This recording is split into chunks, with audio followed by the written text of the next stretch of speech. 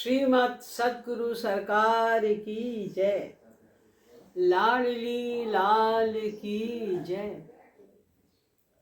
आज होली का परम पुनीत पर्व है। वैसे तो भारत में पूरे वर्ष कोई ना कोई पर्व होता ही है और हर पर्व का लक्ष्य आध्यात्मिक ही होता है, किंतु दिवाली और होली ये दो पर्व ऐसे हैं जिनको भारत में बहुत विशिष्ट माना जाता है।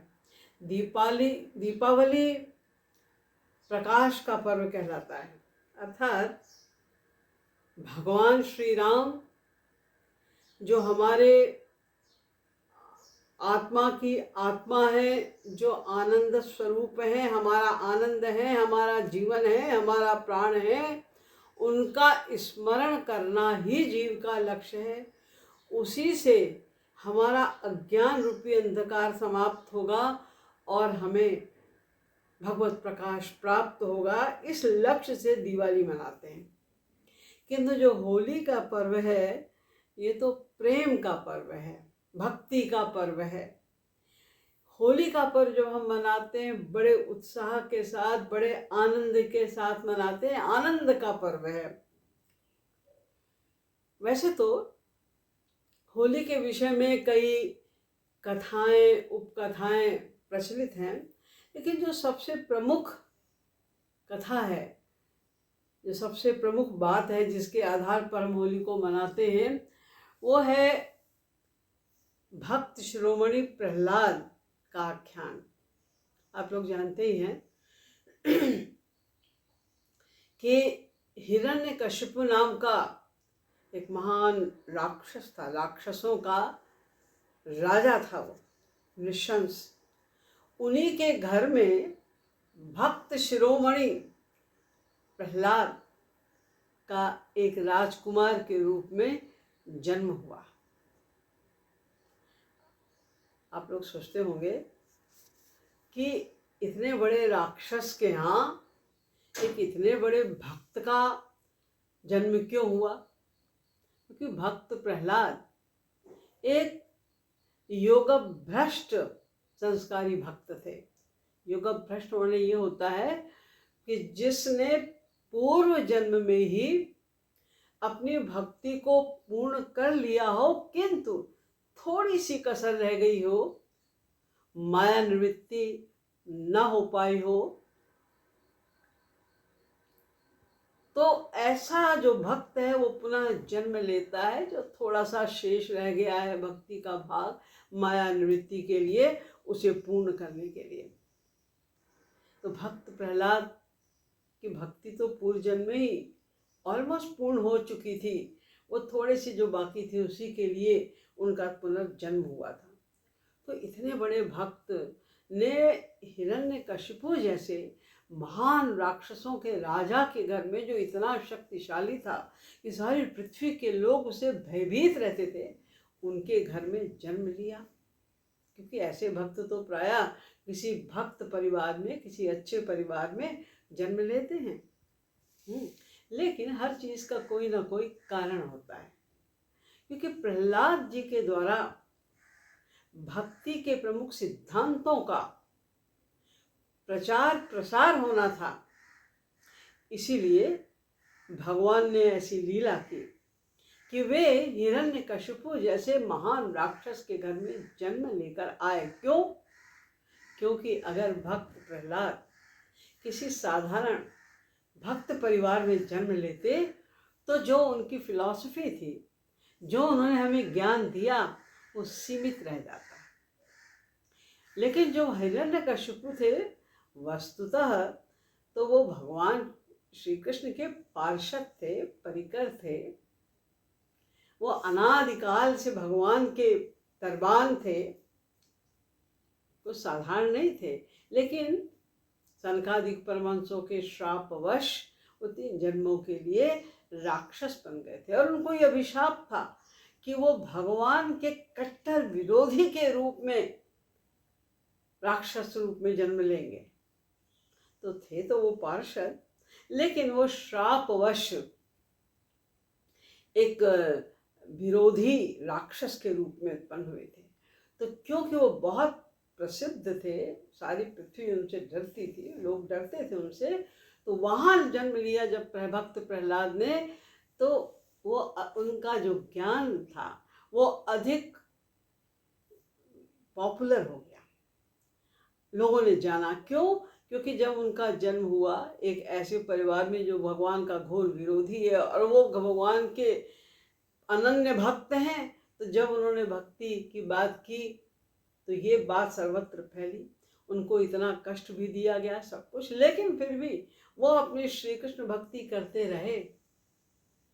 ऐसे परिवार में उन्होंने जब जन्म लिया, बालकपन से ही हिरण्यकशिपु इस बात से परेशान थे कि मैं तो किसी को भी श्री कृष्ण भक्ति करने ही नहीं दे रहा हूँ, मेरा ही पुत्र, और वो घर में रहकर श्री कृष्ण की हर समय बात करता है, हर समय उनका ही स्मरण करता है, उनका ही भजन करता है। उनको असुरों के विद्यालय में भी भेजा गया, वहाँ जाकर भी उन्होंने असुर बालकों को भगवान की भक्ति की ही शिक्षा प्रदान की, सबको कीर्तन करवा दिया उन्होंने। बालकों ने पूछा भक्त प्रहलाद से, ये आप कहते हैं कि भगवान की भक्ति करो, अरे हम लोग तो अभी बच्चे हैं, हम लोग तो अभी पढ़ाई कर रहे हैं, शिक्षा प्राप्त कर रहे हैं, हमको क्या आवश्यकता है अभी से भगवान की भक्ति करने की? उनका ना, कौमार आचरेत् प्राज्ञो धर्मान् भागवतानिह दुर्लभम मानुषम जन्म तदप्यध्रुवमर्थदम। उनका नहीं, कौमार आचरेत् प्राज्ञो, देखो बाल्यावस्था से ही भक्ति प्रारंभ कर दो। धर्मान भागवतान ही, जो भागवत धर्म है यानी भक्ति जो है, भगवान को प्रसन्न करने की जो साधना है, उसको कुमार अवस्था से, बाल्यावस्था से प्रारंभ कर दो। क्यों? क्योंकि दुर्लभम मानुषम जन्म, ये जो मनुष्य जन्म है ये दुर्लभम, बहुत दुर्लभ है, और अर्थदम, ये हमें अपने पुरुषार्थ को प्रदान करने वाला भी है, लक्ष्य तक ले जाने वाला भी है, लेकिन अध्रुवम, ये क्षणभंगुर भी है। कौन जाने कि तुम्हारी युवावस्था आएगी भी कि नहीं आएगी, बुढ़ापे की कौन कहे, युवावस्था की भी श्योरिटी नहीं है कि अवस्था भी हमारी आएगी। आज हम हैं, कल हम रहेंगे कि नहीं रहेंगे, इसकी भी कोई गारंटी नहीं, कोई श्योरिटी नहीं है। इसलिए कौमार आचरे प्राज्ञो, हमें कुमार अवस्था से ही भगवान की भक्ति प्रारंभ कर देनी चाहिए। तो असुर बालकों ने कहा, लेकिन हमें तो ये जो संसार के विषय हैं ये अच्छे भी लगते हैं, और भगवान की भक्ति करना तो बड़ा कठिन है ना।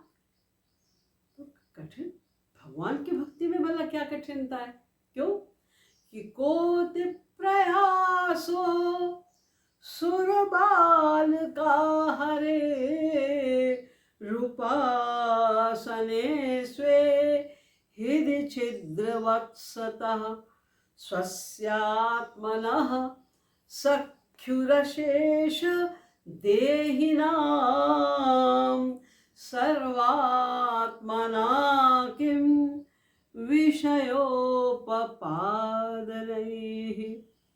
अरे वो तो हमारे हृदय छिद्र वत्सता, जो हमारे अंतःकरण में ही बैठे हैं, हरे उपासना, उन श्री भगवान की उपासना में क्या प्रयास है, क्या मेहनत है, कहीं आना नहीं, जाना नहीं, कोई सामग्री नहीं चाहिए, कोई प्रयास नहीं करना है, कुछ नहीं। और स्वस्यात्मनः, वो हमारी आत्मा है, और सख्यो रशेष देहिनाम, और समस्त जीवों के वो वास्तविक सखा हैं, हितैषी हैं, हमारे सर्वस्व हैं, वो हमारे अंतःकरण में ही रहते हैं, वही तो हमारा सब कुछ कर रहे हैं, सारा कल्याण जो कुछ हमें प्राप्त हो रहा है उनकी ही कृपा से तो प्राप्त हो रहा है। वो हमारे ऐसे हितैषी हैं कि हमारे अंतःकरण में बैठकर हमारे क्षण क्षण के कर्मों को नोट कर रहे हैं। क्यों? कि किस क्षण ये जीव शरणागत हो जाए और मैं उस पर कृपा कर दूं, इतने कृपावान है वो, हमारे अंतःकरण में बैठे हैं वो, इसलिए उनकी उपासना में कोई दिक्कत नहीं है। लेकिन हम लोग को तो संसार के विषय अच्छे लगते हैं ना, और आप कहते हैं भगवान की उपासना करो, संसार के विषयों से विमुख हो जाओ, ये कैसे होगा? तो इसका भी उत्तर दिया भक्त प्रहलाद ने और कहा, सुखमैन्द्रिय कम दैत्या देह योगेन देहिनाम सर्वत्र लभ्यते दैवात् यथा दुःखमयत्नतः। ये जो सुख हैं शरीर के, इंद्रियों के जो सुख हैं, वो सभी को प्रारब्ध से प्राप्त होते हैं। कोई बड़े घर में उत्पन्न हुआ, अब इसका कोई कर्म इस जन्म का तो नहीं है ना इसमें। क्यों बड़े घर में जन्म हुआ, क्यों उसको सब प्रकार के सुख प्राप्त हैं शरीर के? कर्मों के कारण, प्रारब्ध के कारण हमको दुख भी मिलते, यथा दुःखमयत्नतः, हमें दुख भी संसार में मिलते। कोई चाहता है क्या कि हम गरीब हो जाएं? कोई चाहता है क्या हमें बीमारी हो जाए या कोई किसी प्रकार का दुख आ जाए? दुख तो कोई भी नहीं चाहता ना, लेकिन दुख भी आते हैं। तो सुख भी हमें प्रारब्ध से प्राप्त होते हैं और दुख भी हमें प्रारब्ध से प्राप्त होते हैं। लेकिन एक बात समझने की है, क्या कि 5 चीज ही ऐसी हैं जो हमें प्रारब्ध से प्राप्त होती हैं। आयु, कर्म च, वित्तम च, विद्या, निधनमेव च, पंच इत्यानपि सृज्यन्ते गर्भस्थस्थैव जीविता। आयु, कितनी हमारी एज होगी, कर्म हमारा प्रोफेशन क्या होगा, धन, वित्त धन, विद्या एजुकेशन क्या होगी, और निधन किस क्षण किस मोमेंट हमारा देहांत होगा, हमारी मृत्यु होगी। ये 5 चीज़ें फिक्स्ड है और मूलतः हम सब लोग इन 5 की ही नहीं तो परेशान रहते हैं ना, 5 की ही कामना करते। तो अगर सब कुछ हमको प्राप्त होता है प्रारब्ध से, तो इस जन्म में हमें कर्म करने की आवश्यकता क्या है? उसकी आवश्यकता है। क्यों? इसलिए ये कर्मणाम संचिदादीनाम जीवो धीनस्तथापिह।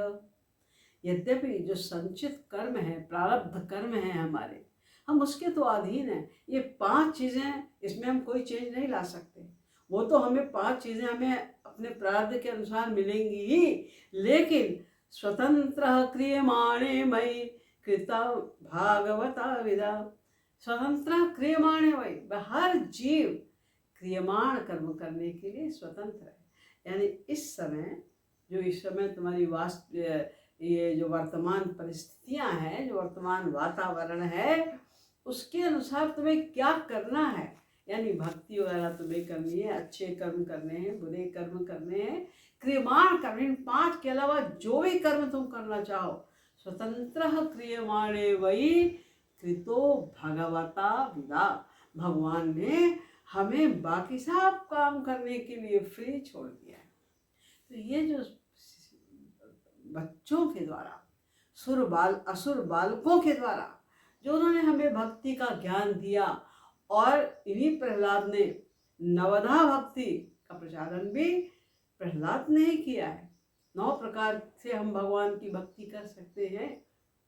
श्रवणम कीर्तनम विष्णु स्मरणम पादसेवनम अर्चनम वंदनम दास्य सख्यमात्म निवेदनम। ये जो भक्ति 9 प्रकार की है, यद्यपि श्री महाराज जी तो केवल 3 प्रकार की इसमें से, श्रवणम कीर्तनम विष्णु, जो प्रहलाद जी ने 9 बताई, उसमें से 3 को मानते हैं, और उसमें से भी स्मरणम भक्ति को प्रधान माना है। क्योंकि श्रवण भी अगर स्मरण रहित है तो व्यर्थ है, कीर्तन भी अगर स्मरण रहित है तो व्यर्थ है।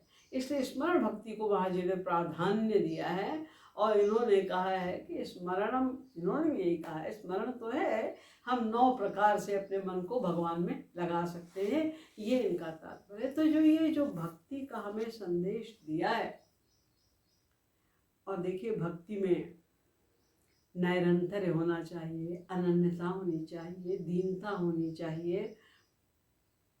ये जो महाराज जी ने 4 गुण बताए, स्तंभ बताए, वो सब भी उन्होंने अपने चरित्र के द्वारा दर्शाए। कितना उन्हें कष्ट दिया गया, हर प्रकार से प्रताड़ित किया गया, लेकिन हंसते रहते थे वो। ना उन्होंने कभी पिता के किसी भी दंड का विरोध किया और ना ही वो उससे भयभीत हुए, ना ही उन्होंने कभी कोई बहस की पिता से कि तो आप गलत कर रहे हैं कि सही कर रहे हैं। जो उन्होंने किया हंसते हुए। क्यों? क्योंकि एक बात तो ये कि निरंतर वो श्री कृष्ण का स्मरण कर रहे हैं। रक्षिष्यति थे विश्वास, ये जो शरणागति का प्रमुखतम लक्षण है वो सदा उनके माइंड में था। जब हमारे साथ हमारे प्रभु है, हमारा कोई क्या बिगाड़ सकता है। और एक बात और भी है कि हर चीज में, हर परिस्थिति में भगवत कृपा को देखना ही यही भक्ति है। इससे भक्ति बढ़ती है हमारी। और वो हर चीज में भगवत कृपा को ही देखते थे। ये जो संदेश दिए हैं भक्त प्रहलाद ने हम लोगों को अपने चरित्र के द्वारा, उसका ही स्मरण करना इस होली पर्व का हमारा प्रमुखतम लक्ष्य होना चाहिए। यद्यपि हम लोग समझते नहीं हैं, हम तो रंग खेल लिया, हल्लड़ मचा लिया, एंजॉय कर लिया, अच्छा खाना खा लिया, इसी को होली का त्योहार समझते हैं। नहीं, ये प्रहलाद जी की स्मृति में है, इसलिए उनके सिद्धांतों को याद करना और उनके सिद्धांतों को याद करके उस पर चलने का प्रयास करना ही हमारी होली का प्रमुख उद्देश्य होना चाहिए। तो ये तो होली खेलने का एक सामान्य रूप से लक्ष्य है, होली पर्व का कारण है, ये हम प्रहलाद जी को मानते हैं। लेकिन होली का अंतरंग स्वरूप भी है। जैसा कि मैंने शुरू में कहा था कि ये होली तो प्रेम का त्योहार है, प्रेम का त्योहार है। तो क्योंकि प्रेम है, प्रेम भक्ति, ये प्रेम और भक्ति का त्योहार है, इसलिए होली का सर्वोत्कृष्ट रूप हमें ब्रज में देखने को मिलता है। पूरे विश्व में ब्रज की होली प्रख्यात है। ये वो ब्रज है जहां पर प्रेम स्वरूप रसिक शिरोमणि श्री कृष्ण स्वयं एवं प्रेम की पराकाष्ठा मादनाख्य महाभाव स्वरूपा श्री राधा रानी अपने दिव्य गोलोक धाम के सहित इस प्राकृत वृंदावन में अवतरित हुए थे। और यहाँ पर ही उन्होंने होली के वास्तविक स्वरूप को प्रकट किया था, क्योंकि उन्होंने यहाँ पर प्रेम की धुआंधार वर्षा की थी। ये ब्रज वो स्थली है जहाँ केवल प्रेम ही प्रेम है, ऐश्वर्य का नामो निशान नहीं है। यानी जितने ब्रजवासी थे ये सब श्री कृष्ण को केवल अपना मान के प्रेम करते थे। इनका केवल प्रेम था श्री कृष्ण से। क्यों? क्यों मत पूछो, क्यों का सवाल ही नहीं है। वो हमारे हैं, वो हमारे हैं श्री कृष्ण, इसलिए हमारा उनसे प्रेम है। चाहे वो हमारे स्वामी हैं, चाहे वो हमारे सखा हैं, चाहे वो हमारे पुत्र हैं और चाहे वो हमारे प्रियतम हैं, वो हमारे हैं, केवल वे हमारे हैं। इतना प्रेम, ये प्रेम की भूमि है ब्रज। और इसीलिए वहीं पर श्री राधा कृष्ण अवतरित हुए और उन्होंने होली के वास्तविक स्वरूप को प्रकट किया। देखिए, एक बात आपको बताऊं कि जो होली का खेलने का जो प्रथा है रंग से, तो होली का जो ट्रेडिशनल रंग है वो लाल होता है। लाल रंग से होली खेली जाती है, लाल गुलाल से होली खेली जाती है। अब तो आजकल तो केमिकल के द्वारा तरह तरह के रंग तैयार किए जाते हैं। पहले पुष्पों से ये तैयार किए जाते थे रंग, और उसमें वो लाल ही रंग होते थे। लाल रंग के लिए संस्कृत में एक शब्द है राग। राग, राग माने लाल और राग माने प्रेम, दोनों अर्थ हैं राग के। राग माने प्रेम भी और राग माने लाल भी। तो इसलिए वो होली भगवान, क्योंकि अवतार ही इसीलिए उन्होंने, तो 5000 वर्ष पहले श्री राधा कृष्ण का अवतार हुआ था। वो केवल जो ऐसे जीव थे जिनको प्रेम दान देना था, जो डिजर्विंग सोल्स थे, जो प्रेम के लिए अधिकारी थे, उनको उनके ऊपर प्रेम की वर्षा करना, उनको प्रेम प्रदान करना, यही लक्ष्य था उस अवतार का। इसलिए तो वो आए थे। तो यहाँ पर उन्होंने प्रेम की वर्षा की। इसीलिए जैसे ही होली का महीना लगता है, ये बसंत के दिन से फागुन फागुन का महीना शुरू होता है। फागुन माने फाग माने होली, होली का महीना प्रारंभ हो जाता है। और जैसे ही ये होली का शुरू होता है अवसर, तो भगवान श्री कृष्ण बस भर जाते हैं अपने रंग में, खूब डूब जाते हैं रंग में। और जगह जगह जहाँ भी जाते हैं, कोई भी उनको गोपी मिलती है, हाँ होली आ रही है, बड़े प्रसन्न रहते हैं, बड़े फूले फूले रहते हैं। और जो भी गोपी मिलती है, बार बार उनको भी स्मरण कराते हैं कि देखो अब होली का समय आ गया है, यानी अब तुमको प्रेम में रंग देने का समय आ गया है। भगवान तो यहाँ गोलोक धाम तो है नहीं, ये तो यहाँ पर अवतरित होकर आए थे। तो यहाँ की तो कुछ मर्यादाएं होती हैं, कुछ संकोच होते हैं। तो इसलिए हर गोपी खुलकर तो भगवान से प्रेम कर नहीं पाती थी। मन ही मन सबके मन में रहता था, श्री कृष्ण को ही अपना प्रियतम मानती थी और श्री कृष्ण के प्रेम में सदा लगी रहती थी। उनका ही गुणगान, उनका ही नाम, उनके ही स्मरण में मस्त रहती थी हर समय। लेकिन ठाकुर जी कहते हैं देखो होली में कोई बुरा नहीं मानता, होली पर्व ऐसा है, वे प्रेम का पर्व है, अब कोई क्या करेगा हमारा, इसलिए अब डरो मत। ठाकुर जी कहते हैं होरी आई री, होरी आई री, अरी ओ नथवारी, होरी आई री। तो घूंघट के पट खोली खेली ले, घूंघट के पट खोली खेली ले प्यारी कर पिचकारी, होली आई री। हे सखी होली आ गई है, तो क्या करना है अब, घूंघट के पट खोल खेली ले। ये सारे आवरण हटा दे। संसार में बड़े भारी बड़े तरह तरह के आवरण होते हैं ना, हम लोग के भी आगे आवरण है, इसलिए हम श्याम सुंदर से होली खेलने में असमर्थ हो जाते हैं, नहीं खेल पा रहे हैं हमसे। तो सखी को कहते हैं अभी ये सारे आवरण हटा दे, कोई संकोच, कोई भय, कुछ नहीं, संसार को भूल जा। तो घूंघट के पट खोल खेली ले पिचकारी। अब तो हाथ में बस पिचकारी लेके, कौन सी पिचकारी, ये पीतल वाली नहीं, लोहे वाली पिचकारी नहीं, तो अनुराग वाली पिचकारी। श्री महाराज जी ने एक पद में बड़ा सुंदर लिखा है कि जब हमें श्याम सुंदर से होली खेलनी है तो कैसे खेलनी है। खेली अहिल मिल भाग लाल संग, खेली अहिल मिल भाग, केसर घोर भाव की गोरी, पिचकारी अनुराग लाल संग, खेली अहिल मिल भाग। हमें पिचकारी प्रेम वाली पिचकारी, हमें अपने हृदय के भावों की पिचकारी को लेना है। और जब पिचकारी हाथ में आती है तो तान के मारा जाता है, तभी तो रंग जाएगा किसी दूसरे के पास दूर तक। तो क्या करना है, पानी तानी मारी दृगबान, सहज पिया रस पान।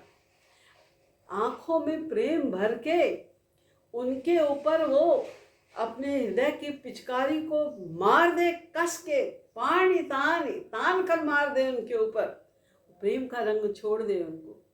इस प्रकार सहज पिया रस पाग लाल संग, श्याम सुंदर ये तुम्हारे सहज प्रियतम है। हम सब जीवों के एकमात्र प्रीतम केवल श्याम सुंदर ही है, हम नहीं जानते। जैसे हम संसार वालों को अपने संबंधी बनाया करते हैं, उनको प्रीतम आदि बनाया करते हैं। तुझे तो पता चल गया है, चलो री सखी भव निशा सिरानी, तेरी तो रात चली गई, भई भोर गई जाग। अब तुझको तो प्रियतम मिल गए, तेरी तो माया वाली निशा, जो माया वाली रात थी, चली गई, वो उसको पता है। तो इसलिए पानी तान मारी दृग बानन सहज पिया रस पार। श्याम सुंदर को जो तुम्हारे वास्तविक और सहज रूप से बनाया नहीं है, 7 चक्कर लगा के, फेरे लगा के जबरदस्ती किसी को पति पत्नी बनाने वाली बात यहाँ पर नहीं है। तो अनादि काल से हमारे प्रियतम हैं, रहेंगे, इस बात को कोई बदल ही नहीं सकता।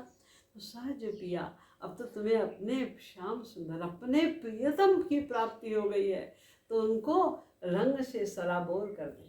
देखिए, जब कोई किसी पर रंग डालता है तो होली का ये तरीका होता है कि अगर आप किसी पर रंग डालेंगे तो वो भी आपके ऊपर डालेगा।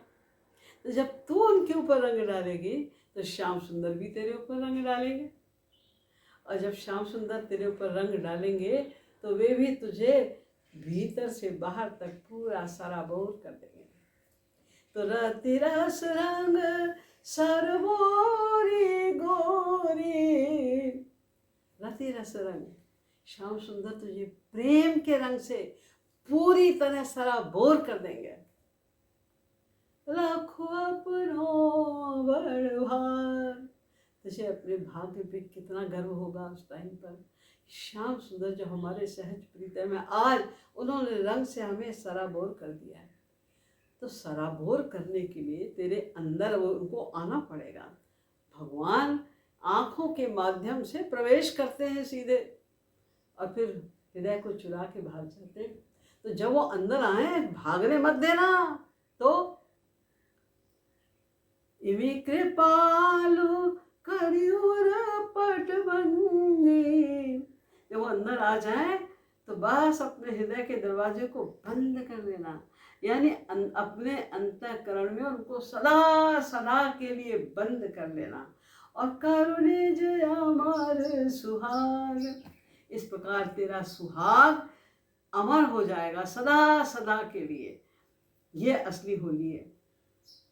ये महाराज जी ने हम लोगों को संकेत दिया कि ये होली खेलें, जिस दिन हम इस प्रकार की होली खेलना सीख जाएंगे, हमारी वास्तविक होली होगी। तो जो ब्रज में श्याम सुंदर प्रिया प्रियतम अवतरित होकर आए द्वापर में, तो हमें इसी होली का दर्शन देकर गए। गोपियों के साथ खेल रहे हैं, तरह तरह की योजनाएं बना रहे हैं, और एक दूसरे को रंग से सराबोर कर रहे हैं। एक बार ठाकुर जी ने सोचा कि ये किशोरी जी की तो हजारों गोपियां हैं, और ये सब के सब मिलके हमेशा मुझे होली के खेल में परास्त कर देती हैं। मैं लड़का होकर हार जाता हूँ और ये छोरियां सब जीत जाती हैं। अब कुछ ऐसा करना चाहिए मुझे भी कि मैं किशोरी जी और उनका जो दल है उसे मैं परास्त कर सकूँ। तो कोई ट्रिक करनी पड़ेगी। तो ठाकुर जी ने एक निमंत्रण दिया किशोरी जी को। कैसे दे निमंत्रण? तो सखियों के माध्यम से कहलवाया कि किशोरी जी से कह देना कि आज वो माधवी कुंज में अपने सब सखियों के दल के साथ में आए, क्योंकि होली आ गई है।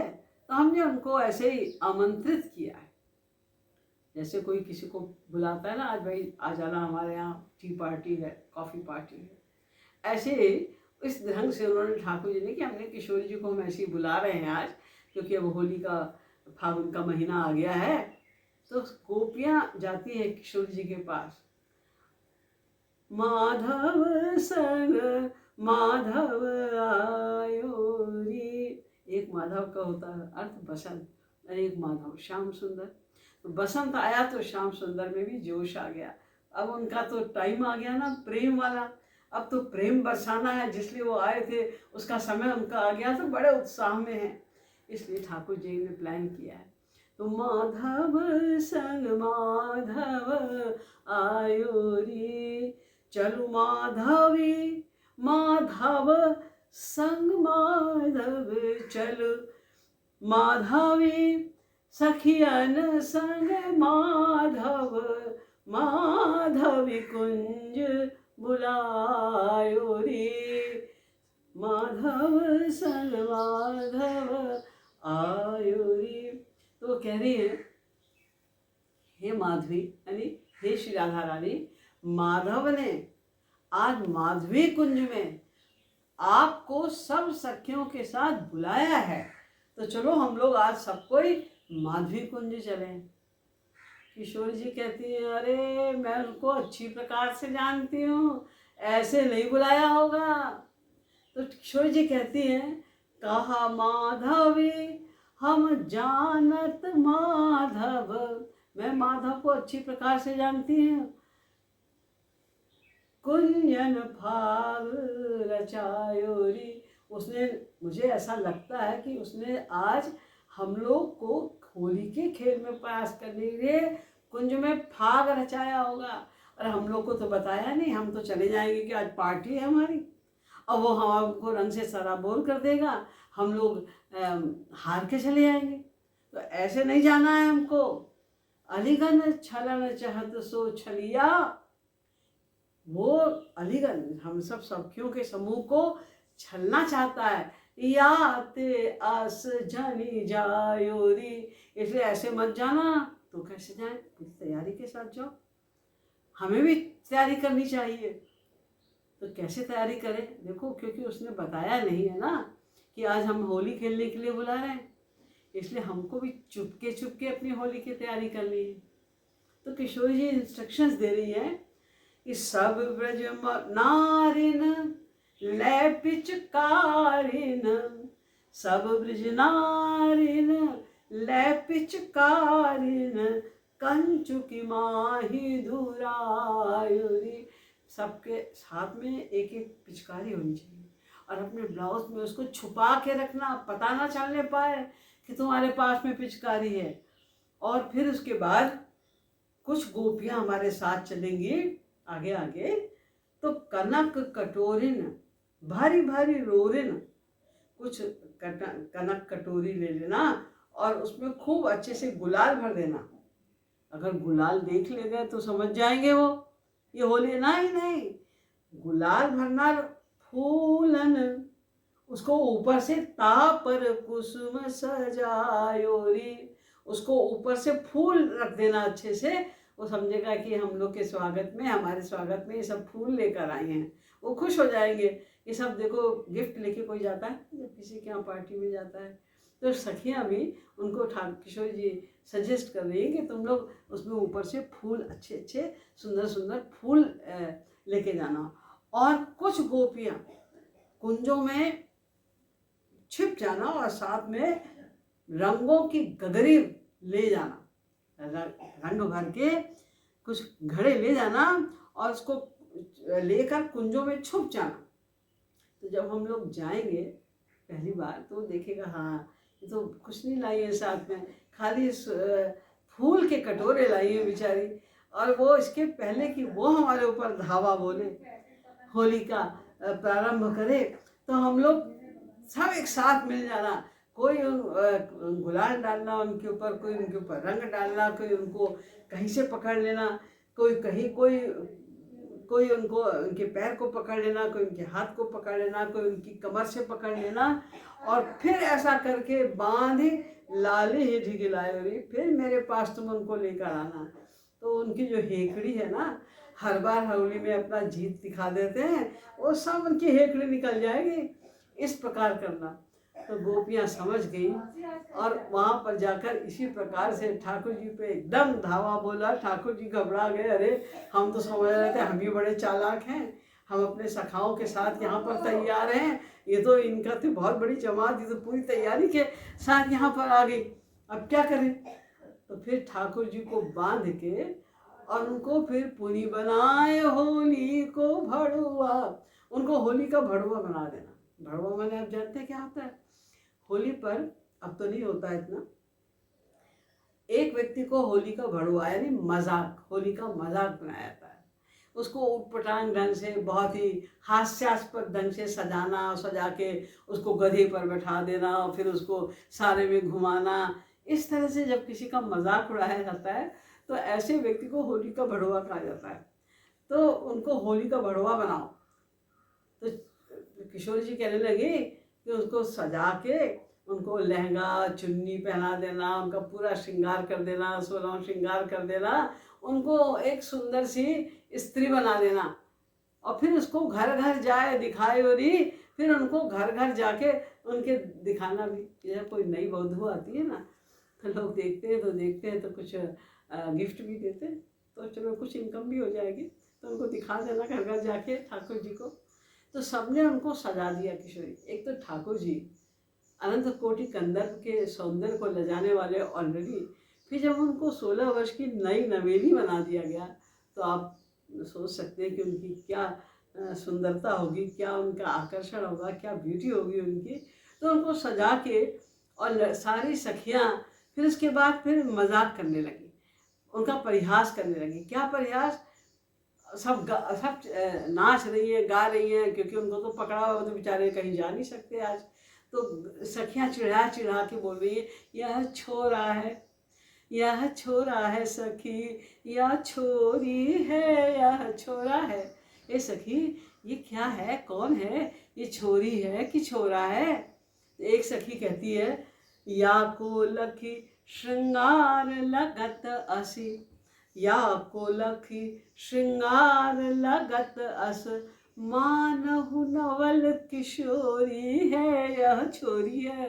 सखी कहती है कि उनका श्रृंगार देख के तो ऐसा लग रहा है, इतनी सुंदर सी नई नवेली सी लग रही है, तो ऐसा लगता है नवल किशोरी, तो ये जरूर छोरी होगी। तो दूसरी सखी कहती, नहीं नहीं नहीं, इनके हाव भाव तो देखो, हाव भाव देख के ऐसा नहीं लगता कि ये लड़की है कोई, हाव भाव से तो लगता है कि ये छोरा है। नहीं लागत यह गोरी है, यह छोरा है। फिर सब चिल्ला चिल्ला के, छोरी है, छोरा है, छोरी है, छोरा है। एक सखी कहती है, को सखी का छवि लखी लाजत, काहू की चित चोरी है, यह छोरी है। दूसरी सखी कहती है, को सखी का तनु अंगन लखी, लगत पुरुष को सोरी है, यह छोरा है। तो इस प्रकार खूब उनका मजाक उड़ाया जा रहा है। सारी सखियाँ, हजारों सखियाँ एक तरफ बोली ये छोरी है, वो बोलते हैं वो छोरा है, छोरी है, छोरा है। खूब ठाकुर जी का, सोचिए, परात्पर ब्रह्म श्री कृष्ण और ये सब गोपियाँ उनका इस प्रकार मजाक उड़ा रही है। ये होली का रस है, ये है ब्रज का रस। यहाँ ठाकुर जी यही भूल जाते हैं मैं हूँ कौन, अपनी भगवत्ता को, अपनी सत्ता को, अपनी माया शक्ति को सब भूल जाते हैं। प्रेम के रंग में वो डूब जाते हैं, पूर्ण तरह डूब जाते हैं, और ऐसा रस बरसाते हैं, ऐसा रस बरसाते हैं, जिस रस की एक झांकी को पाने के लिए ब्रह्मा शंकर आदि सारे देवी देवता आकाश मार्ग से छुप छुप कर देखते हैं, लेकिन वो पा नहीं पाते। ये रस बरस रहा है ब्रज में, गली गली में बरस रहा है ये रस। ठाकुर जी एक एक महीने तक ये रस बरसा रहे हैं। तो ये ब्रज का रस है, ये प्रेम का रस है, यही अंतरंग कारण, यही अंतरंग रहस्य होली का, यही ढंग है होली का मनाने का अंतरंग। यहाँ तक हमें पहुँचना है। और फिर आपको मैं बताऊं कि वर्तमान काल में भी रसिक शिरोमणि भक्ति योग रसावतार हमारे महाराज जी, उनके भी आश्रम है। प्रमुख आश्रम मनगढ़ धाम का है, गुरुधाम है। महाराज जी के यहाँ कैसे होली मनाई जाती है? वो भी तो रसिक शिरोमणि है, वो भी तो भक्ति योग रसावतार हैं। हाँ, महाराज जी के आश्रम में भी होली का वही रस होता है जो ब्रज का रस होता है। वहाँ तो साक्षात प्रिया प्रीतम अवतरित होकर आए थे, वो तो नहीं है। किंतु अब ये तो कलयुग है और यहाँ तो मनुष्य रूप में ही भगवान अवतरित होकर आए हैं। तो श्री महाराज जी जो रसिक शिरोमणि हैं, भक्ति योग रसावतार हैं, उनके आश्रमों का जो रस है, होली का जो रस है, वो अवर्णनीय है। आप में से बहुत से लोगों ने तो श्री महाराज जी के साथ इस होली के रस को छक कर पिया है, आप लोग तो जानते ही हैं, लेकिन बहुत से लोगों ने नहीं भी पिया। प्रारंभ में तो बस महाराज जी की जो होली होती थी वो बिल्कुल ठाकुर जी वाली हुड़दंग वाली होली होती थी। यदि सोचिए, उस समय बहुत तो अनुयायी नहीं थे, करीब 150-200 आ जाते थे। हर होली पे। और सारे के सारे, क्योंकि केंद्र बिंदु तो श्री महाराज जी होते थे, सबको होली महाराज जी से खेलनी होती थी। होली में पराजित महाराज जी को करना होता था, और महाराज जी सबके साथ सबको पराजित करते थे अकेले। तो अकेले महाराज जी एक तरफ और सारे सत्संगी एक तरफ, सब महाराज जी पे रंग डालने की चेष्टा करें और छेड़ने की चेष्टा करें, और महाराज जी अकेले सबके साथ भिड़ते थे। और जो कोई ज़्यादा बदमाशी करता था, ज़्यादा महाराज जी के ऊपर रंग डालना या गुलाल लगाना या कोई तंग करने की बात करता, उसको तो महाराज जी नाली में खूब लथेड़ भी देते थे। अकेले महाराज जी, इतना रस बरसता था। और फिर वहाँ ये होली प्राय प्रतापगढ़ में ही हुआ करती थी, कि वहाँ पर महाबली जी का घर था, बहुत बड़ा आंगन था, उसी आंगन में सब खेलते थे होली, बहुत रस बरसता था। तो बहुत सारे गुझिए समोसे भी बना के रखे जाते थे, और एक तख्त पड़ा होता था, तो महाराज जी कभी कभी बीच बीच में तख्त पे चढ़ जाते थे और फिर फेंकते थे किसी के, वैसे इधर उधर गुझिए और समोसे फेंकते थे, लोग लूटते थे, उसमें भी हुड़दंग मचता था, बहुत ही आनंद आता था। और कभी कभी तो यहाँ तक भी एक बार ऐसा हो गया कि श्री महाराज जी की कमीज कोई किसी ने ऐसे फाड़ दिया, तो लोगों ने उसके टुकड़े टुकड़े करके प्रसादी करके रखे। महाराज जी खड़े हैं उघारे बिना कमीज के, और लोगों ने महाराज जी के कमीज को प्रसादी करके उसको छीन लिया, उसके टुकड़े टुकड़े करके हर व्यक्ति ने छोटे छोटे छोटे टुकड़े अपनी जेब में प्रसादी के रूप में रख लिए। ऐसा उड़दंग होली का होता था। 1.5-2 घंटे होली चलती थी, बहुत बहुत ही आनंद आता था, उसका कोई वर्णन नहीं किया जा सकता। किंतु धीरे धीरे करके जब महाराज जी के अनुयायियों की संख्या बढ़ने लग गई, तो थोड़ा सा डिसिप्लिन वे में होली होने लग गई। और आप लोगों ने भी सबने देखा है कि जब होली का होता था अवसर, तो महाराज जी 7 दिन की साधना रखते थे होली पर। 7 दिन तक कीर्तन होता था। तो जो उस कीर्तन में भी प्रायः होली के ही कीर्तन होते थे, बाकी कीर्तन भी होते रहते थे, लेकिन बीच बीच में महाराज जी आते थे और चिल्ला के होली है, बस महाराज जी का एक बार कहना होता था कि होली है, बस सब में जोश आ जाता था, और सारे लोग होली है होली है होली है कह के उछलने लग जाते थे, नाचने लग जाते थे। फिर महाराज जी किसी दिन, यह इसके पश्चात धीरे धीरे करके क्या हुआ कि महाराज जी 7 दिनों में कभी कभी केवड़े की होली खेलते थे। एक दिन केवड़े की होली होती, केवड़े जल की होली। तो महाराज जी पिचकारी के द्वारा सारे सत्संगियों के ऊपर केवड़ा जल डालते थे। तो उस समय ये हिदायत होती थी, कोई और सत्संगी नहीं डालेगा रंग, केवल महाराज जी ही सारे सत्संगियों का। पूरा हॉल भरा होता था, और महाराज जी बारी बारी से सबके पास जाते थे और रंग डालते थे होली का, ये केवड़े का जल डालते थे। तो सभी को लगता था कि हमारे ऊपर पहले पड़े, हमारे ऊपर, हर व्यक्ति आगे आने के लिए तैयार। और बहुत से लोग तो जिधर महाराज जी जाए उधर ही भाग के चले जाए। बहुत रोका जाता था उनको कि भाई अपनी अपनी जगह पर बैठो, सबको मौका मिले, सबके ऊपर महाराज जी रंग डाल सके। लेकिन आपको मालूम है कुछ लोग तो सुनते ही नहीं हैं, वो तो ज़्यादा ही उत्साह में होते हैं। वो तो कहीं भी महाराज जी जाएंगे सबसे पहले वो खड़े हो जाएंगे, और बेचारे बूढ़े लोग तो गिर भी पड़ते थे कभी कभी इस हुड़दंग में।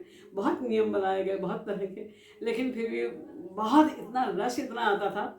और फिर कभी महाराज जी गुलाब जल की होली खेलते थे, फिर कभी आज गुलाब के फूलों की होली है, आज गेंदा के फूलों की होली हो रही है।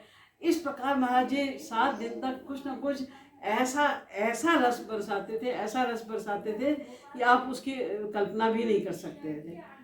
तो मैं बताऊं आपको कि होली में जो किस प्रकार का रस बरता है, एक हिंट मैं आपको देती हूँ। इसके ऊपर मैंने एक कविता भी लिखी थी कि होली खेले सदगुरु सर सुरभित सलिल फुहार, होली खेले सदगुरु सरकार सुरभित सलिल फुहार, ले पिचकारी गुलाब जलवारी, ले पिचकारी गुलाब जलवारी, सब ही भिगोवत बारी बारी, कैसी होली की छाई है बहार, सुरभित सलिल फुहार, होली खेले सदगुरु सरकार सुरभित सलिल फुहार। तो ले पिचकारी गुलाब जलवारी, सबहि भिगोवत बारी बारी। कैसी होली की छाई है बाहर। तो हम लोग सब परखते रहते थे। तो परख ही रहे सब भक्त विकल हो, परख ही रहे सब भक्त विकल हो, हमरी ओर नजर प्रभु कब हो, कब डालेंगे हम पे जलधार, सुरभित सलिल फुहार। होली खेले सदगुरु सरकार, सुरभित सलिल फुहार। इस प्रकार होली होती थी। और फिर जब महाराज जी बीच बीच में क्या करते थे कि होली है, बस उनका बोलना होता था कि लोग नाचने लगते थे। खूब भीगे भी होते थे महाराज जी, रंग बिरंगे। किसी किसी को तो महाराज जी बिल्कुल ऊपर से नीचे तक खूब अच्छे से सराबोर करते थे। कोई भागता था, बचता था पानी से तो उसको और दूसरे ढंग से तंग करते थे। इस प्रकार से होली होती थी। तो नाचे सब कही होरी है, होरी है, नाचे सब कही होरी है, होरी है। वृंदावन में एक ट्रेडिशन है कि लोग बोलते हैं होरी है, होरी है, वृंदावन का छोरा है, बरसाने की छोरी है, हो हो हो हो होरी है, ऐसे होता है। तो यहाँ पर हमारे भक्तजन जो श्री महाराज जी के अनुयायी वो क्या बोलते थे, मनगढ़ का छोरा और लीलापुर की छोरी है, मनगढ़ का छोरा और लीलापुर की छोरी है, वारी जाऊं मम दो सरकार, सुरभित सलिल फुहार। इतना आनंद आता था उस समय जब लोग मनगढ़ का छोरा है, लीलापुर की छोरी है, हो ऐसे करके लोग खूब नाचते थे, खूब नाचते थे। और इधर महाराज जी की फुहार चल रही होती थी सब भक्तों के ऊपर। बहुत ही बड़ा आनंद आता था। तो मनगढ़ की होरी तो रस बोरी है, छलकत रस इत ब्रज कोरी है। अब आप समझ गए होंगे कि कितना रस बरस रहा होगा। ब्रज वाला रस पूरा यहाँ पर भी बरस रहा है। जय हो रसिकन सरदार, सुरभित सलिल फुहार, बरनी न जाय आज की शोभा, लखी लखी छवि मदन मन मोहा, धनी लीला कृपालु सरकार, सुरभित सलिल फुहार। इतना ब्रज वाला रस यहाँ पर बरसता था, आनंद में मग्न हो जाते थे लोग। ये तो जब तक 7 दिन साधना चलती है तब होली होती है। और 7वें दिन जिस दिन प्रमुख होली होती थी उसकी तो बात ही क्या है। यहाँ पर क्योंकि पहले तो महाराज जी सबके बीच में ऐसे ही होली खेलते थे तो लोग भी आपे से बाहर जाते थे, क्योंकि प्रेम में कुछ ज्ञान तो रह नहीं जाता। बस सबको ये रहता था हमें महाराज जी को रंग से सराबोर करना है, गुलाल से सराबोर करना है। भूल ही जाते थे कि उनको किस में कष्ट मिलेगा, क्या सुख मिलेगा, क्या करना है। तो कई बार हम लोग ऐसे गुलाल फेंकते थे तो महाराज जी की आँख में भी चला जाता तो उससे उनको कष्ट हो जाता था। इस बात पर ध्यान देते हुए फिर महाराज जी के लिए ऊंचा एक मंच बनने लगा टी शेप का। तो श्री महाराज जी ऊपर मंच में आते थे और वो मंच काफ़ी ऊंचा 7-8 फीट ऊंचा बना दिया जाता था और उसको बहुत ही सुंदर सजाया जाता था। पूरे मंच को मैंने जो एरिया जहाँ पर होली खेलते थे पहले तो उसका डेकोरेशन, बहुत सुंदर डेकोरेशन, और फिर महाराज जी के मंच का जिसपे महाराज जी होली खेलेंगे उसका डेकोरेशन तो अद्वितीय होता था। सारे भक्त मिलके करते थे अपनी अपनी भावना के अनुसार, अनेक प्रकार के कपड़ों से और अनेक प्रकार के फूलों से और पत्तों से और अनेक प्रकार के सजावट की चीज़ों से अच्छे अच्छे कटआउट्स वगैरह मोर के और तमाम प्रकार के इस तरह के सजा के बहुत ही सुंदर पूरा वो क्षेत्र सजाया जाता था। और महाराज जी मंच जिसके ऊपर जाते थे उसको सजाया जाता था। तो उसमें बीच में जो टी शेप का जो ऊपर वाला भाग होता है वहाँ पर अम्मा और महाराज जी के लिए बड़ा ही सुंदर सिंहासन सजाया जाता था। उस पर आकर श्री महाराज जी और अम्मा विराजित होते थे। तो महाराज जी की उनकी युगल सरकार की आरती होती थी और आरती होने के बाद में फिर होली प्रारंभ हो जाती थी। श्री महाराज जी कहते थे कि होली है और फिर उसके बाद में बस होली प्रारंभ हो जाती थी। तो एक बार जैसे मैं उदाहरण के तौर पे आपको बता रही हूँ कि एक बार श्री महाराज जी के लिए जो सिंहासन तैयार किया गया वो अर्ध चंद्रमा के रूप में जैसे चंद्रमा होता है, बड़ा इतनी सुंदर चंद्रमा बना था। तो अर्ध चंद्रमा के रूप में उनका सिंहासन तैयार किया गया और उस पर श्री महाराज जी और अम्मा जी आकर विराजित हुए। और फिर महाराज जी की आरती हुई और आरती होने के पश्चात कुछ महाराज जी के लिए गाया भी गया। वो था चंदा पे चंदा युगल राजत असमन भात, जनु माधव संग माधवी ब्रज बिच रस बरसात। फागुन के अनुराग सो पूर्ण पूर्ण काम। श्री महाराज जी की तो कोई कामना क्या होगी, वो तो पूर्ण काम है। किंतु फागुन के अनुराग सो पूर्ण पूर्ण काम, राज भयो ऋतुराज को आज कृपालु ही धाम। होरी खेलन चलहु दो युगल नवल सरकार, सखिन सखन सखिन हर्षावहु बरसावहु रसधार। जैसे ही लाइन समाप्त हुई, पूरा शब्द समाप्त भी नहीं हुआ था कि महाराज जी ने होली है कह के और होली शुरू कर दी। जैसे ये आरती और ये सब जब हम लोग गा रहे थे, उनको तो भार लग रहा था, ये सब क्या फॉर्मेलिटी जो लोग कर रहे हैं, तो होली खेलने के लिए जैसे बेचैन थे। तो जैसे ही ये भी अंतिम शब्द भी समाप्त भी नहीं हुआ था, ये होली है कह के महाराज जी ने गुलाल उड़ाया और फिर अम्मा के मुंह पे खूब अच्छे से महाराज जी ने गुलाल लगाया। फिर अम्मा ने भी महाराज जी के मुखारबिंद पे और सब जगह गुलाल लगाया और उसके बाद महाराज जी ने होली प्रारंभ कर दी। तो जो मंच बनता था तो उसमें बहुत सारी पिचकारियाँ, स्वचालित पिचकारियाँ थी। तो पिचकारियों से रंग डाला जाता था और पूरे मंच पे थोड़ी थोड़ी दूर पे बहुत ही सुंदरता के साथ बड़े सुंदर स्टैंड बनाए जाते थे और उन स्टैंड में बहुत ही सुंदर सुंदर गमले, रंग बिरंगे गमलों में रंग बिरंगे गुलाल रखे जाते थे। कहीं पीला गुलाल, कहीं हरा गुलाल, कहीं लाल गुलाल, गुलाबी गुलाल रखे जाते थे। इतना गुलाल होता था और इतना रंग उसमें चलता था पिचकारियों के द्वारा कि बिल्कुल सभी, जब पहले तो महाराज जी गुलाल ही उड़ाते थे, महाराज जी उड़ाते थे, फिर अम्मा उड़ाती थी और धीरे धीरे करके बाद में तो लोगों की संख्या इतनी ज़्यादा हज़ारों में बढ़ने लगी। तो पूरा परिवार श्री महाराज जी का, दीदी लोग भी आ जाते थे, भैया लोग भी आ जाते थे, सभी कोई आके गुलाल उड़ाते थे, रंग उड़ाते थे। लोगों को लगातार गुलाल उड़ता ही रहता था। जैसे क्योंकि टी शेप में बना था, दोनों तरफ गुलाल और पिचकारियाँ होती थी। तो अगर इस तरफ पुरुष खड़े हुए हैं, इस तरफ स्त्रियाँ खड़ी हुई, तो अगर पुरुष की तरफ श्री महाराज जी गुलाल उड़ा रहे हैं तो इसी तरफ अम्मा गुलाल उड़ा रही, तो उस तरफ दीदी लोग उड़ा रहे हैं गुलाल, इस तरफ भैया लोग उड़ा रहे हैं।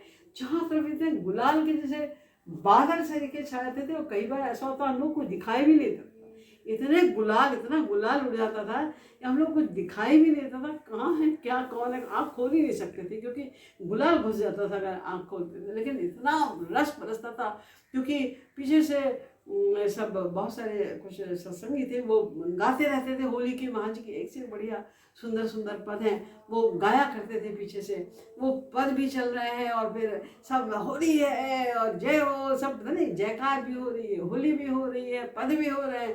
तो इतना चारों तरफ उत्सव का माहौल होता था, तमाम चारों तरफ गुलाल।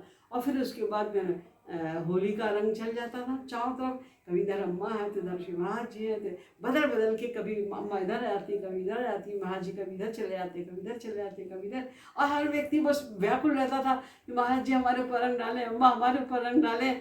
बस सब के सब व्याकुल, जिसके ऊपर रंग पड़ जाता था बस वो विभोर जाता था। और एक बहुत बड़ी विशेषता ये थी कि देखिए जब हजारों लोग वहाँ पर खड़े हैं, स्त्री पुरुष, तो सब पे समान रूप से तो रंग नहीं पड़ सकता था ना। लेकिन फिर भी जिससे भी बात करिए आप, जिससे भी पूछिए, हर कोई कहता सबसे ज़्यादा महाराज जी ने मेरे ऊपर रंग डाला, आज तो महाराज जी ने हमको रस से सारा बोर कर दिया। हर व्यक्ति के मुंह पे यही बात होती थी। ये एक बड़ी ही विचित्र सी बात थी।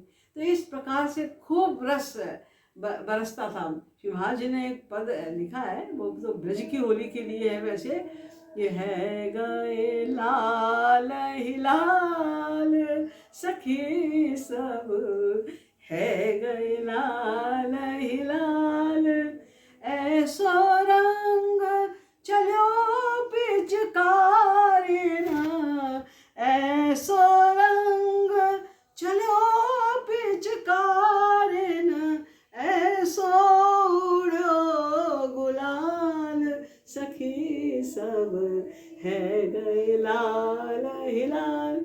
ये दृश्य वहाँ मनगढ़ में देखने को मिला है।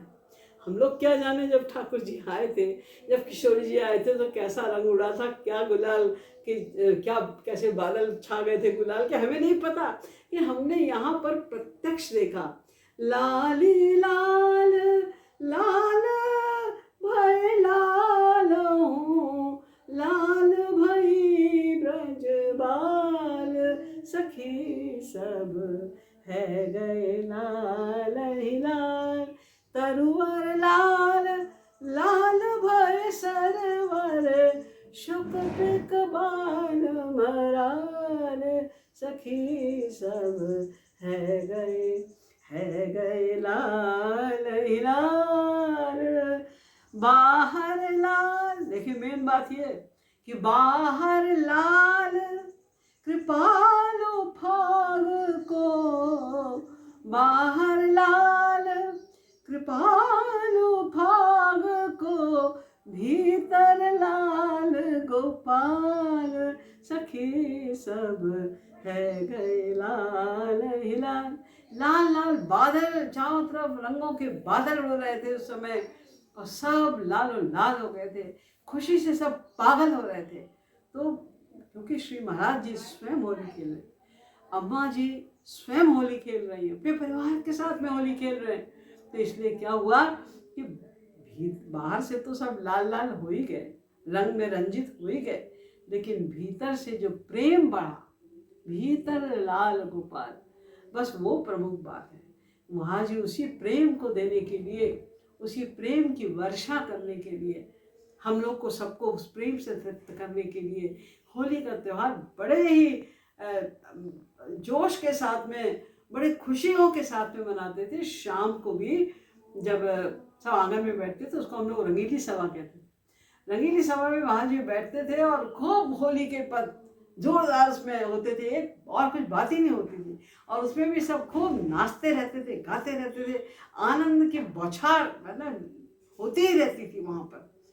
तो क्या होती होगी ब्रज की होली, जब श्याम सुंदर श्री राधा रानी स्वयं साक्षात दिव्य गोलोक धाम के साथ में, और जहाँ पर सभी प्रेम में रंगे हुए, वास्तविक प्रेम में रंगे हुए गोप ग्वाले थे, जिनका हृदय पूर्णतया प्रेम में रंजित था, वो लोग जब होली खेलते होंगे तो उसकी क्या छवि होती होगी, वो तो हम लोग कल्पना नहीं कर सकते। किंतु उसका एक आभास श्री महाराज जी यहाँ हम लोगों को, क्योंकि हम लोग के मन में तो कोई प्रेम का कहीं लवलेश भी नहीं, संसारी रंग में रंगे हुए, तो भी श्री महाराज जी की इतनी बड़ी अनुकंपा थी हम लोग के ऊपर कि वो हम लोग को उसी प्रेम में रंग देते। उस प्रेम का आभास हमें हमेशा उन्होंने दिया है होली के ऊपर, ये उनकी बहुत बड़ी कृपा थी। और आज श्री महाराज जी तिरोहित हो गए हैं, शारीरिक रूप से हम लोग के सम्मुख नहीं, तो भी उन परंपराओं को कायम करते हुए जो दीदी लोग हैं, हमारी अध्यक्षाएं, इन्होंने उसी प्रकार से होली का क्रम बनाया हुआ है। ठीक है, जो लोग उस समय श्री महाराज जी के समय में थे, उनको उतना रस तो नहीं आ पाता, उनकी याद आती है, स्मृति तो आती है। उस स्मृति का कितना बड़ा लाभ है। और फिर जो रस बरसाते, ज़्यादातर लोग तो नए बाद में आए हैं, जिनको महाराज जी का वो रस मिला ही नहीं, उन्हें तो बड़ा आनंद आता है, खूब उनको रस मिलता है, और फिर वो धाम में आने की उनकी लालसा भी बढ़ती है, तो भगवान का नाम उनको अधिक लेने को मिलता है, उनका लाभ अधिक होता है, वो सब उसी प्रकार चल रहा है। किंतु ये वर्ष पहला वर्ष है जबकि गुरुधाम में होली नहीं हो पाई, क्योंकि नियति ऐसी थी, भगवान की ये कोई लीला है जो कि पूरे विश्व में इस समय ऐसी गड़बड़ सी मच गई है कि लोगों को थोड़ी स्वास्थ्य की दृष्टि से दूर रहना आवश्यक है, और कुछ भारत सरकार के नियम भी ऐसे बन गए हैं, इसलिए अब के आश्रम में इस प्रकार की होली तो नहीं है, लेकिन फिर भी पूरे टाइम होली का सत्संग चल रहा है। तो यही तो मेन बात है, जब सत्संग चल रहा है, हम अपने कमरे में बैठकर उसे सुन सकते हैं, तो जो कुछ हमने अभी तक देखा है, जो कुछ हमने श्री महाराज जी के साथ लाभ लिया है, जो कुछ दीदियों के साथ में हमने लाभ लिया है, उसका ही रूप ध्यान करके हम उसी रंग में फिर से रंग जाएं। सोचें कि हम श्याम सुंदर के साथ होली खेल रहे हैं, श्री महाराज के साथ होली खेल रहे हैं, आज भी वो यहाँ पर है, हम उनके रंग में रंगे हुए हैं। बस उससे तो हमको बहुत बड़ा और भी बड़ा लाभ हो जाएगा। इसी कृपा को लेकर हमारे यहाँ अभी भी आश्रमों में होली मनाई जा रही है।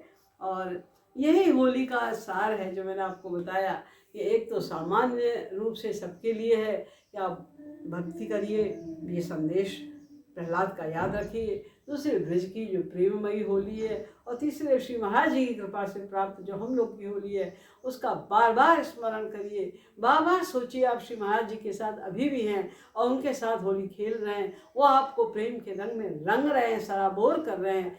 बस ये बात हम जितनी सोच सकें, जितनी गहराई से हम इसमें जा सकेंगे, हमारी होली उतनी ही ज़्यादा सक्सेसफुल हो सकेगी।